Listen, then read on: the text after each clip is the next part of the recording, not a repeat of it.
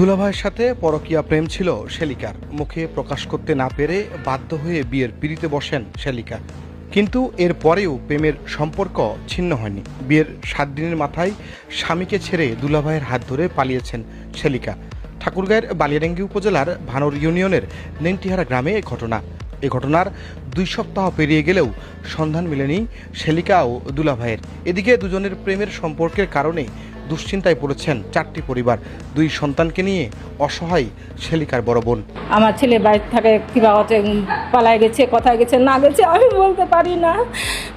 ওর বাবা খুঁজে বেড়াচ্ছে, খুঁজে আনে কোনো একটা হবে, একটা ব্যবস্থা হবে একটা। আগে থেকে পালা কি কোনো বাবা মা চাঁদা আমার ছেলে খারাপ হোক। ঠাকুরগাঁয়ের বালিয়াডাঙ্গি উপজেলার ভানোর ইউনিয়নের নেংটিহারা গ্রামের মাঝারুল ইসলামের ছেলে রাজু বিয়ে করেছিলেন রানীশংকেল উপজেলার কাশীপুর ইউনিয়নের টাঙ্গাগজ গ্রামে। বিয়ের কয়েক বছর পর থেকেই শেলিকা তানিফা আফরিনের সাথে পরকীয়া জড়িয়ে পড়েন তিনি। দীর্ঘদিন ধরে শেলিকার বিয়ে আটকে রাখলেও কুরবানি ঈদে এক চাকরিজীবী যৌতুক ছাড়াই বিয়ে করেন শেলিকাকে। বিয়ের 7 দিন পর বড় চাকরিতে যোগদানের জন্য ঢাকায় চলে গেলে রাতেই শেলিকাকে নিয়ে পালিয়ে যান দুলাভাই রাজু। এ ঘটনাকে কেন্দ্র করে এলাকায় চাঞ্চল্য তৈরি হয়েছে 2 সপ্তাহ ধরে। ভাই মূলত এই ঘটনাটা আমি শুনতে বলতে আমি জাস্ট ফেসবুকে যেটা দেখার এটুকুই দেখছি। ফেসবুকে দেখে যতটুকু বোঝার ততটুকুই বুঝছি যে আসলে বিষয়টা খুব খারাপ বিষয়টা। এখন মেয়েটা ওখানে বিনা নিবেন্টে কাজ হয়েছিল, আমরা শুনছি টাকা দিয়ে নিয়ে গেছে। তাহলে এরপর দিয়ে পালাই গেল আর নিজের কপাল নিজে পুরাইল।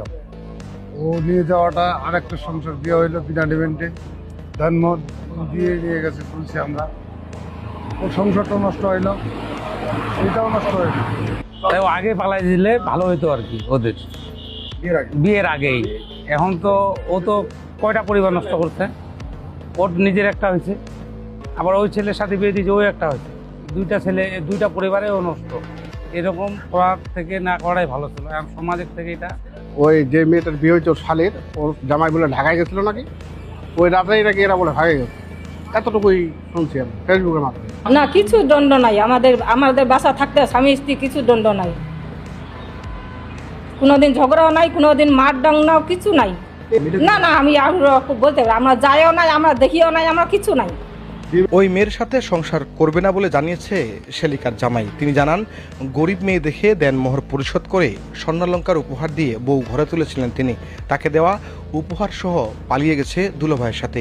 এ ঘটনায় বালিয়াডাঙ্গি ও রানীশংকেল থানায় লিখিত অভিযোগ দিয়েছে 2টি পরিবার।